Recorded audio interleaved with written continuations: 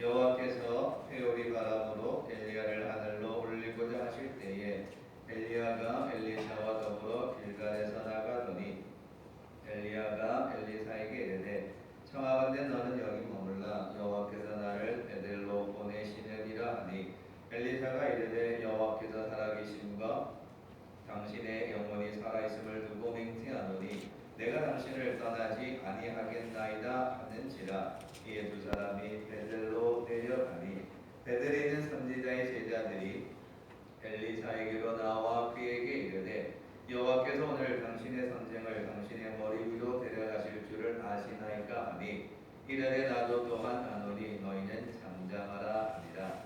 엘리야가 그에게 이르되 엘리사야 청하건대 너는 여기 머물라 여호와께서 나를 여리고로 보내시느니라. 엘리사가 이르되 여호와께서 살아계심과 당신의 영혼이 살아있음을 두고 맹세하노니 내가 당신을 떠나지 아니하겠나이다 하니라.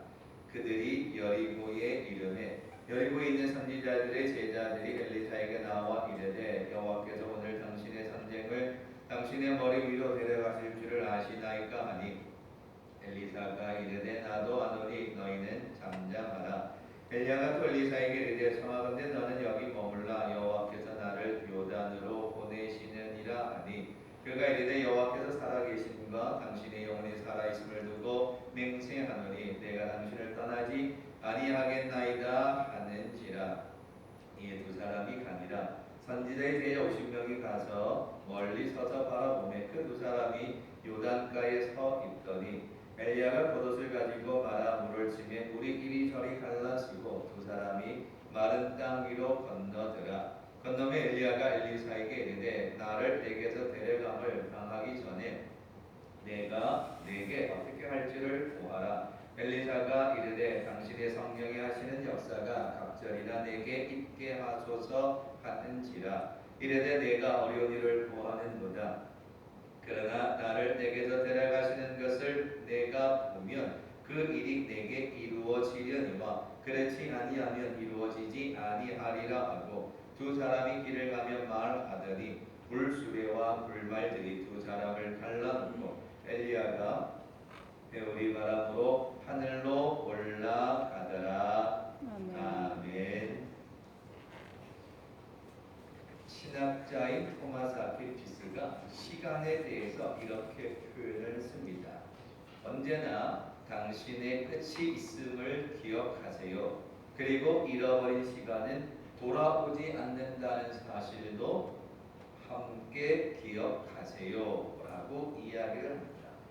언제나 당신의 끝이 있음을 기억하세요. 그리고 잃어버린 시간은 돌아오지 않는다는 것도 함께 기억하세요 라고 이야기를 합니다. 기독교의 시간은 시작과 끝이 분명합니다. 불교의 운의 사장은 끝도 없이 돌고 돈다고 생각합니다. 어디에서 시작해서 어디로 끝나는지 알 길이 없습니다. 그러나 기독교는 정확합니다. 시작이 있고 끝이 있습니다. 알파가 있고 오메가가 있습니다. 창세기가 있고 요한계시록이 있습니다. 이야기의 시작이 있고 끝이 있습니다. 베드로전서 4장에는 만물의 마지막이 가까웠으니 그러므로 너희는 정신을 차리고 근신하여 기도하라 이렇게 기록되어져 있습니다. 마지막이 있다는 거죠.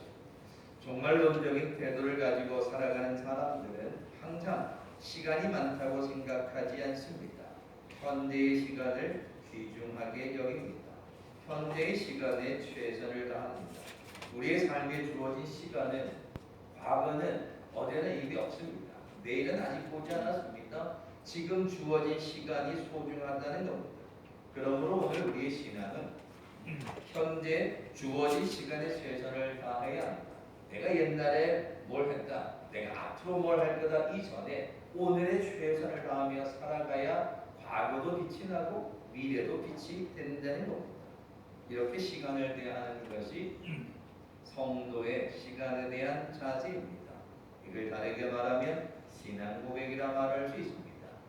신앙 고백이라는 말은 나의 신앙은 이렇습니다 고백하는 겁니다. 그런데 이 나의 신앙이 이렇습니다 라고 고백하는데 그건 그냥 된 것이 아닙니다. 지나온 시간들, 현재 살아가는 시간들, 앞으로의 삶이 다 복합적으로 이루어지는 것이 신앙의 고백입니다. 어떤 사람은 사고를 통하여, 어떤 사람은 실패를 통하여, 어떤 사람은 배신을 통하여, 어떤 사람은 성공을 통하여 인생을 배우고 신앙을 배우게 됩니다. 그래서 그 사람이 무엇인가 고백할 때에는 그냥 되는 것이 아니라 지나온 시간, 살아온 시간 속에서 형성된 고백이라는 겁니다. 저도 마찬가지입니다. 예전에 말씀드렸듯이 어릴 적 몸이 아팠습니다. 무지 아팠습니다. 하나님께 살려달라고 기도했습니다. 살려주시면 목회자가 되겠다고 고백하고 서원합니다. 하나님이 살려주셨습니다. 건강하게 됐습니다. 그래서 하나님을 믿고 예수님을 확실히 나의 구주로 고백하고 그 신앙의 고백 위에 지금은 목회자가 되었습니다. 누군가 저에게 왜 목회자가 되셨습니까? 물어본다면 지금 금방 말씀드린 과정을 또다시 이야기할 겁니다. 그게 저의 신앙 고백이기 때문입니다. 물론 몇 줄로 줄여서 말씀을 드렸지만 그 속에는 수많은 시간이, 수많은 사건이, 수많은 일들이 중간중간에 기록되어 있고 저장되어 있습니다. 그 모든 것을 통하여 고백하는 것이 저의 신앙의 고백입니다. 아브라함이 될 수 있었던 건 그냥 되는 것이 아닙니다. 75세의 부르심을 받고 99세의 약속을 받고 100세의 아들 이삭을 얻게 되고 그 이후에 이삭을 바치면서 그는 하나님을 경외하는 사람이 되어지고 믿음의 조상이 됩니다. 당신은 어떻게 믿음의 조상이 됐습니까? 물어본다면 아이고 그냥 됐겠습니까? 내가 75세 때에 갈대아 우르를 떠나서 뭐라도 지나온 시간들을 이야기합니다. 그리고 지나온 시간 속에서 내가 만났던 하나님, 내가 경험했던 하나님, 그 하나님과의 관계 속에 형성된 자기의 삶을 고백하죠. 그게 신앙 고백입니다.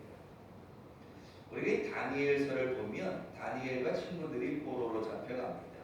그런데 이 다니엘과 친구들이 임금에게 인정을 받으니까 시기하는 사람들이 있었습니다. 그래서 금신상에 절을 해야 되는데 금신상에 절하지 않으면 다 뜨거운 풀물 속에 집어넣는다 합니다. 이 다니엘의 세 친구가 나팔 소리가 울려 퍼지면 금신상에게 엎드려 절해야 되는데 그들은 절하지 않습니다. 그 일이 고발되어져서 뜨거운 풀무불 속에 들어갑니다. 이 세 친구가 뜨거운 풀무불 속에 들어가며 했던 말이 무엇입니까? 그리 아니하실지라도 하나님이 우리를 살리지 아니하실지라도 우리는 하나님을 믿습니다. 우리는 우상에게 절하지 않습니다. 그들은 그 안에서 그들이 만났던 경험했던 하나님을 고백합니다. 그리 아니하실지라도 그 고백이 결국에는 그 뜨거운 풀무불 속에서 머리털 것 하나 상하지 않게 됩니다. 다니엘 자신도 마찬가지입니다. 우상에게 절하면 절해야 되는데 금신상에게 절하지 않고 다른 신에게 절하면 사자굴에 집어넣는다라는 왕의 명령이 도장이 찍히고 선포됐습니다. 다니엘은 그 사실을 알고도 예루살렘을 향해 기도합니다. 그 일이 또한 고발되어져서 사자굴 속에 들어갑니다. 그러나 다니엘이 이 사자굴 속에 들어가면서 그 굶주린 으르렁거리는 그 사자는 무섭지 않았습니다. 하나님이 함께 하심을 믿었기 때문입니다.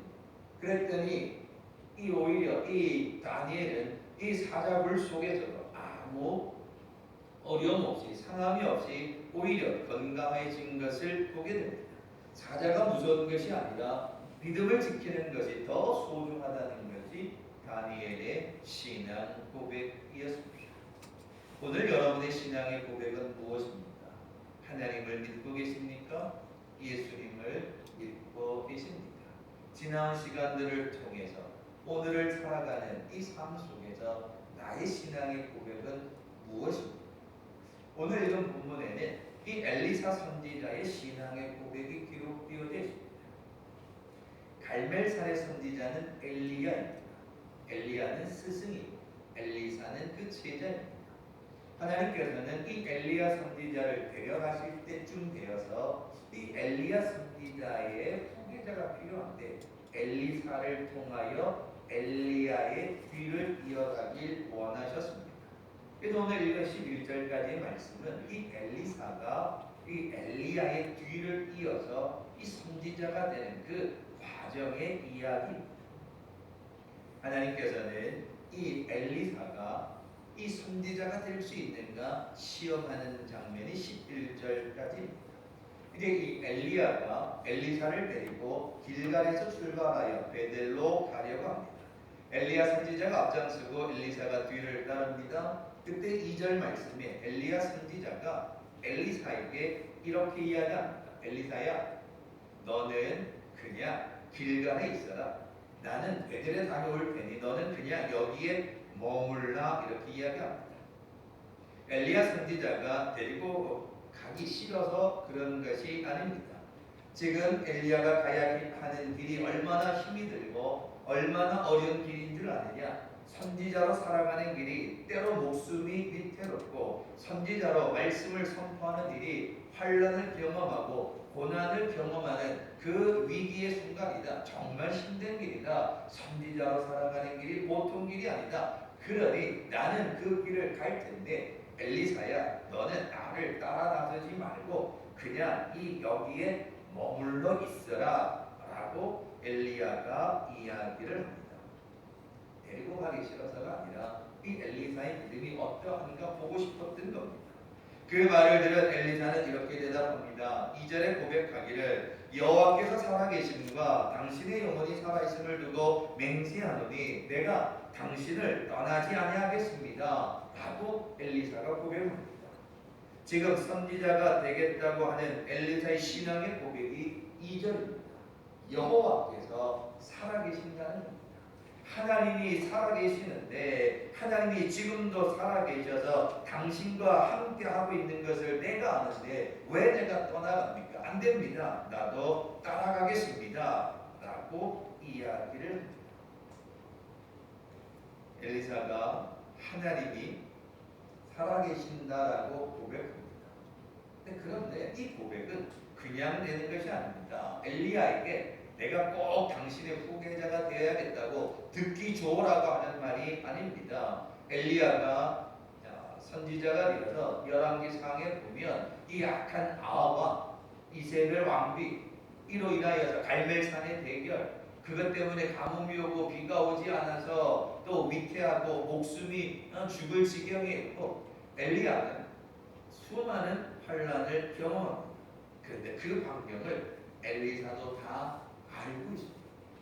이 엘리사는 스승 엘리야가 그 아합 왕으로 인하여서 어려움을 당하고 죽을 고비를 넘기고 하는 일을 그러면서도 또 하나님이 살아 역사하시는 것을 이 엘리사도 엘리야 선지자를 따라다니면서 다 봤거든요. 지난 시간에 다 무슨 일이 있었는지 다 경험했단 말입니다. 그래서 그가 말하기를 하나님이 분명히 살아계심을 믿고 알고 있고 경험했는데 내가 어떻게 떠나갑니까? 안 됩니다. 나는 여기에 남아있지 않겠습니다. 따라가겠습니다 라고 이야기를 하는 겁니다. 사실 엘리야는 아합 왕 때문에 또 많은 어려움을 경험합니다. 선지자로 사는 길이, 목회자로 사는 길이 보통 힘든 길이 아니다. 그러니 엘리사야, 나를 따르지 말고 선지자의 길로 가지 말고 목회자의 길로 가지 말고 그냥 여기 길갈에 그냥 편히 머물러 있어라. 그런데 엘리사는 아니라는 겁니다. 나는 분명히 하나님이 살아계심을 믿는다는 겁니다. 그리고 엘리야에게 당신에게 임한 하나님의 능력, 하나님의 은혜, 하나님의 살아계심을 나도 다 알고 있는데 나는 떠나지 않습니다.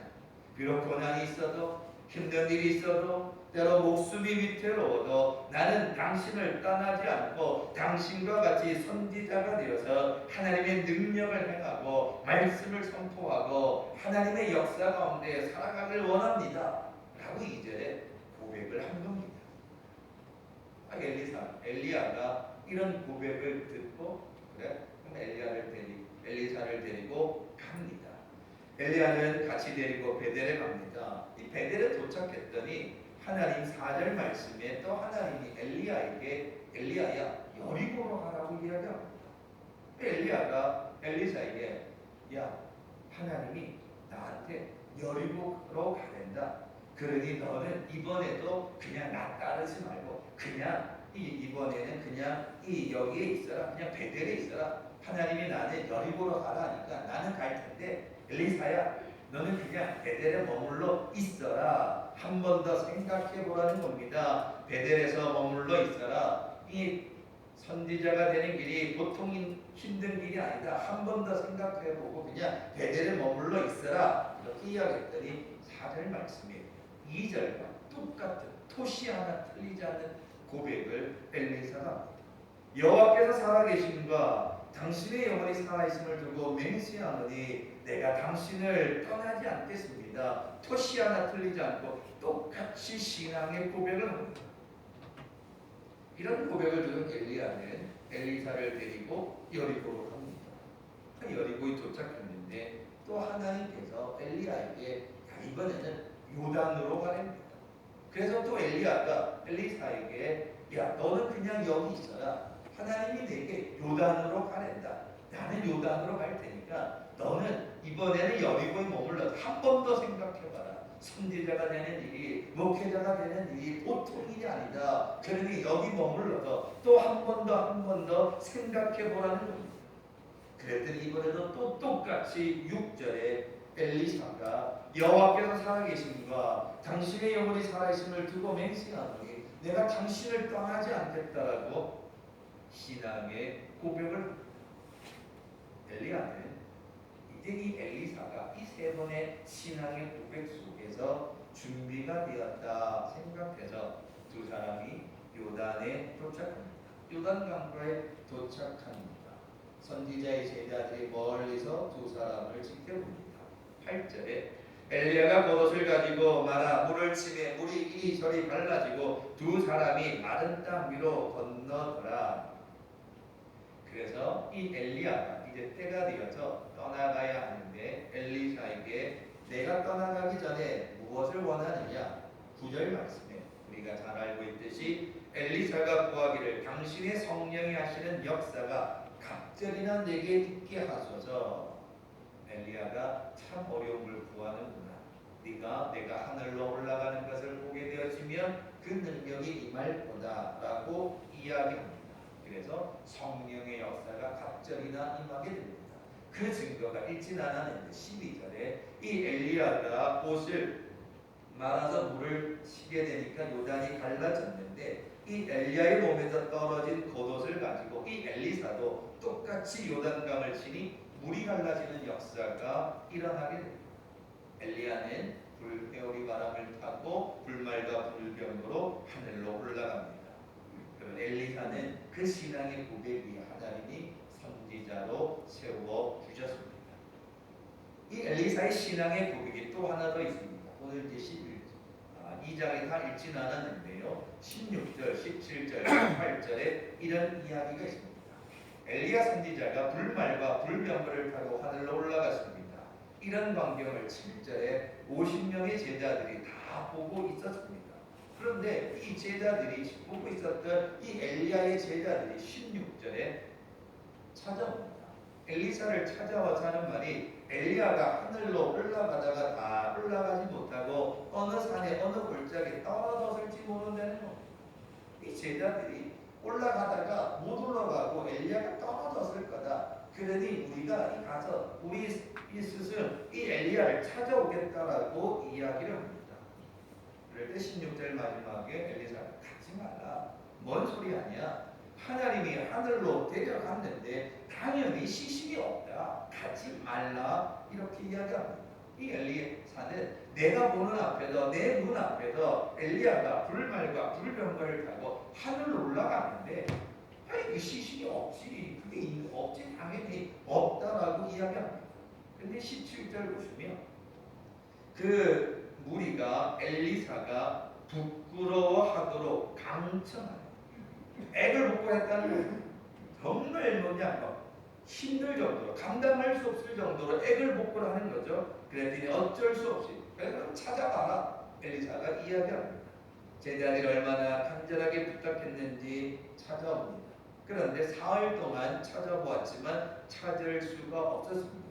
빈손으로 돌아옵니다. 18절에 엘리사가 하는 말이 봐라, 내가 가지 말라 하지 않았느냐, 가지 말라고 하지 않았느냐, 하나님이 데리고 갔는데 어느 산 골짜기에 떨어졌다는 게 말이 되냐, 안 된다는 겁니다. 엘리사는 내가 보는 눈앞에서 하나님이 불말과 불병으로 엘리야를 데려갔는데 올라가다가 시신이 떨어져, 말도 안 되는 소리 하지 마라. 근데 하도 강청하니까 가봐라, 거봐라, 없지 않느냐. 제자들은 믿지 않았지만 엘리사는 믿었습니다. 사실 엘리사의 입장에서는 엘리야 선지자가 더 있으면 좋죠. 스승을 따라다니면서 배우면 되고 스승이 능력을 행할 때 같이 은혜받고, 엘리야가 더 있으면 엘리사 입장이 더 좋죠. 근데 분명히 하나님이 데려가셨거든요. 하나님을 믿었다는 겁니다. 살아계신 하나님을 믿었기 때문에 엘리사는 엘리야를 찾지 않았습니다. 엘리사 선지자의 신앙 고백은 살아계신 하나님을 믿고 있었습니다. 그것이 신앙의 고백이었고, 그로 인해 살아계신 하나님을 믿는 그 믿음이 엘리사 선지자의 신앙의 고백입니다. 오늘 이 아침 예배드리는 성도 여러분, 오늘 우리에게 필요한 것이 신앙의 고백입니다. 나의 믿음의 고백입니다. 왜냐하면 갈멜산에서 엘리야 선지자가 하나님께 기도하죠. 그러니까 하늘에서 불이 떨어집니다. 그 모습을 아합 왕도 이세벨도 봤습니다. 그러면 적어도 아합 왕도 악한 왕이긴 하지만 이스라엘 백성입니다. 하나님을 알고 있는 사람입니다. 그러면 하늘에서 불이 떨어진 걸 보면 하나님을 고백해야 되는데 오히려 엘리야를 죽이려고 합니다.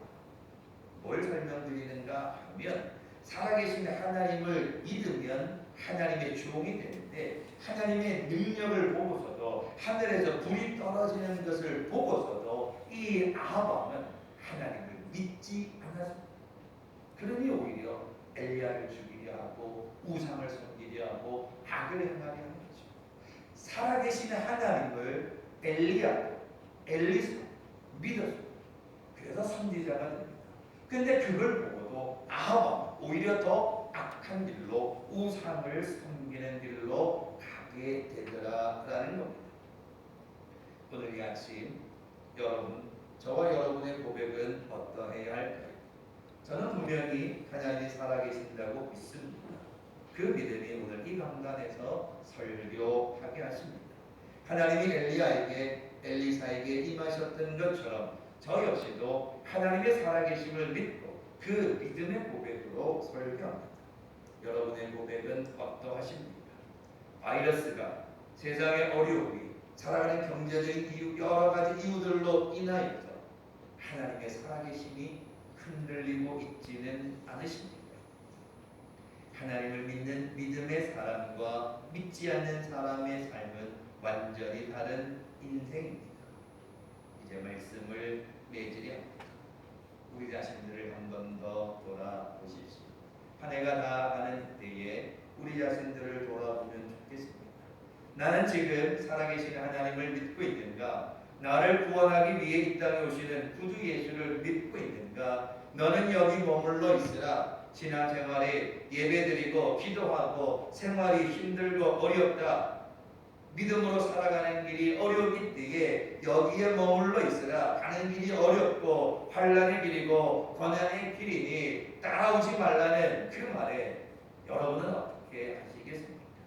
엘리사의 고백과 같이 아닙니다.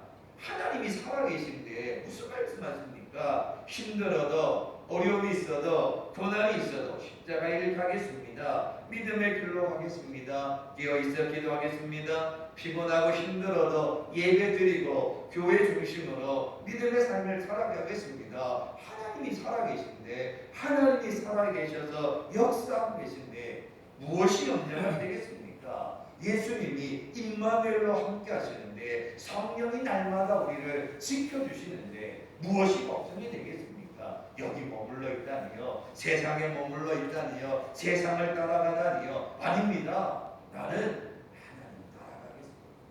나는 예수님 따라가겠습니다. 나는 믿음의 길로 가겠습니다. 오늘 그 고백이 이 어려운 시대에 우리가 가져야 할 믿음의 고백이 아닌가 생각해 봅니다. 오늘 이 아침 예배드리는 모든 성도 여러분, 하나님은 지금도 살아계십니다. 예수님은 임마누엘로 지금도 우리와 함께 하십니다. 성령은 우리를 천군 천사들로 더불어 지켜주고 계십니다. 그럽니다. 하나님이 살아계시는데 내가 왜 멈춥니까? 나는 멈추지 않습니다. 따라가겠습니다. 그 엘리사의 신앙 고백이 바이러스 때문에나 살아가는 일이 힘들거나 어려움이 있는 저와 여러분에게 주시는 믿음의 고백이 되어야 하나님이 살아계신데 오늘 이 고백이 여러분과 저의 고백이 되어서 아무리 어렵고 힘든 세상이어도 흔들리지 않는 믿음으로 담대하게 세상을 살아가는 축복의 성도들 되시길 주님의 이름으로 축원합니다. 기도하겠습니다. 고마우신 아버지 하나님 감사합니다. 하나님이 살아계신데 왜 우리는 이렇게 흔들리는지요. 임마누엘로 구주가 이 땅에 오시는데 왜 우리는 이렇게 평안이 없는지요. 성령께서 날마다 우리를 지켜주시는데 왜 우리는 힘든 삶을 살아가는지 다시 한번 우리 자신을 돌아보게 인도하여 주셔서 올 한 해 힘들었지만 여기까지 온 것도 은혜요. 또 앞으로 살아갈 모든 것이 하나님의 축복임을 믿고 살아 역사하셔서 날마다 주의 권능의 손길로 우리를 지켜주시는 그 하나님의 역사하심을 믿는 믿음으로 담대하게 나아가는 축복의 성도들 다 되게 인도하여 주시옵소서. 예수님의 이름으로